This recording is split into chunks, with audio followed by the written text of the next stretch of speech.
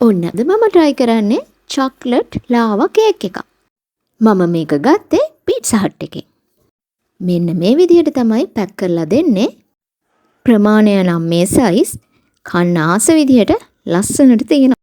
කාලම බලමුකෝ රස කොහොමද කියලා. ඉස්සලාම try කරේ chocolate sauce එකෙන්. මේක ඇත්තටම හොඳ chocolate රසක් එනවා. කේක් එක උනත් ගොඩාක් රසයි.